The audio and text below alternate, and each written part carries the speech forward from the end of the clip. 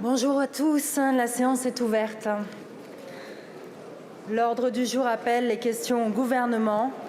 Et la première d'entre elles va être posée par Madame Elsa Faucillon pour le groupe Gauche démocrate et républicaine.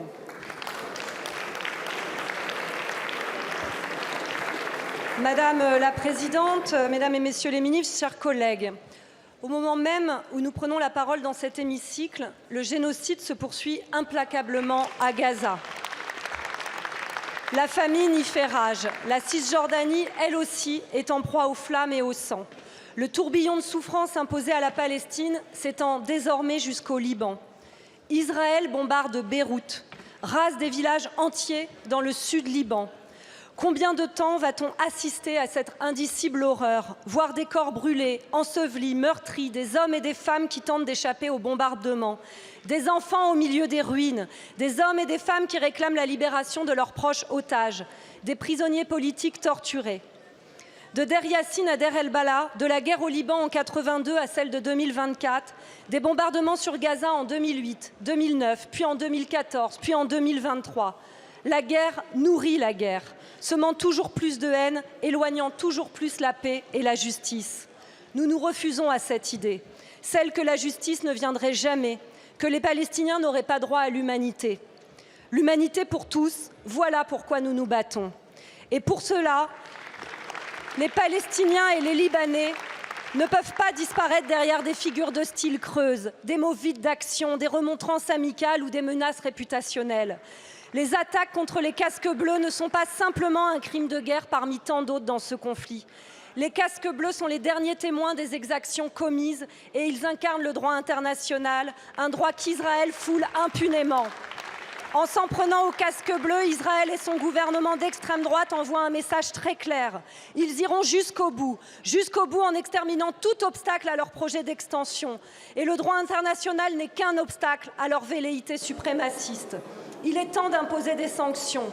Alors, allez-vous vraiment les prendre ou allez-vous encore laisser faire? Merci beaucoup, Madame la députée. La parole est à Monsieur Jean-Noël Barrot, ministre de l'Europe et des Affaires étrangères. Merci Madame la Présidente, Mesdames et Messieurs les députés, Madame la députée. La France n'oublie pas que si la région est aujourd'hui au bord de l'embrasement et si elle traverse une véritable tragédie, le Hamas, qui a perpétré le 7 octobre de l'année dernière le pire massacre antisémite de notre histoire depuis la Shoah, porte une très lourde responsabilité. Ceci étant dit, la France ne détourne pas le regard. Et le bilan de cette tragédie, vous l'avez rappelé, s'alourdit d'heure en heure, à Gaza comme au Liban. À Gaza, 15 morts dans le bombardement d'une école avant-hier, 4 morts et une quarantaine de blessés, dont des femmes et des enfants, dans le bombardement de l'hôpital des Martyrs d'Al-Aqsa hier. Au Liban et en Israël, 4 soldats tués dans une attaque par drone déclenchée par le Hezbollah. 22 morts, dont des femmes et des enfants, dans le bombardement du village chrétien d'Aïtou au nord du Liban.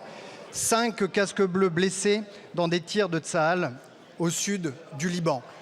Je l'ai dit la semaine dernière en réponse à la question de Monsieur Lecoq, la France a été à l'initiative s'agissant de Gaza en étant le premier pays à convoquer une conférence humanitaire un mois après le 7 octobre, en étant le premier pays occidental à soigner des Gazaouis, en étant moteur dans la création de régimes de sanctions à l'encontre des colons extrémistes et violents et en étant l'un des seuls pays à soutenir directement l'autorité palestinienne.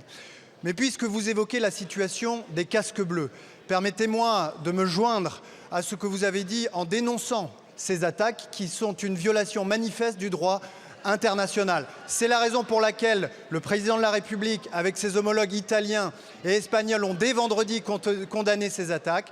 Ces attaques ont été condamnées également par les 27 hier et par le Conseil de sécurité des Nations Unies hier soir. Et aujourd'hui, le président de la République réitérera ces condamnations auprès du Premier ministre israélien. Merci beaucoup, Monsieur le ministre. La parole est à présent à Monsieur Fabien Di Filippo pour le groupe